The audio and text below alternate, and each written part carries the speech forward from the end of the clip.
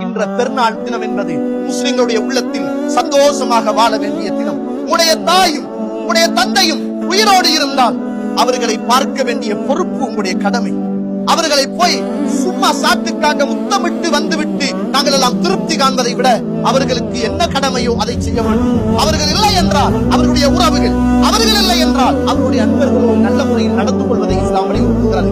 என்னையும் உங்களையும் நீங்களும் செய்த இபாதத் நாளை மறுமையிலே குடும்ப உறவு தடையாக வந்துடக்கூடாது. அல்லாஹ்வுடைய சன்னிதானத்தில் இந்த உறவு எழுப்பி பேசு. அல்லாஹ்வுடைய அரசோடு சம்பந்தப்பட்டது இந்த உறவு, ஈமானோடு சம்பந்தப்பட்டது இந்த உறவு, அல்லாஹ்வுடைய அரசிலே பொழுகி வைக்கப்பட்டது இந்த உறவு, சுவர்க்கத்துக்கு தடையாக இருப்பது இந்த உறவு.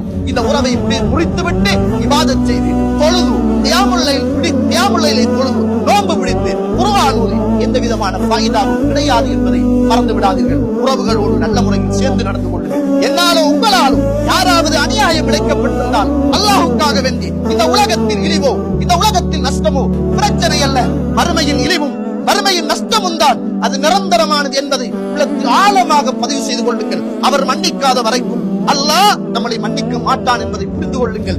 காலில் விழுந்து அன்று பிலால் அவர்களிடத்தில் மன்னிப்பு கேட்ட சமூகம் காரணம் மறுமை நாசமாகிவிடக் கூடாது என்பதற்காக உயர்ந்த சமூகம். நானும் சொல்கிறேன், அன்று சஹாபிய சமூகம் நடந்ததை போல என்னாலோ உங்களாலோ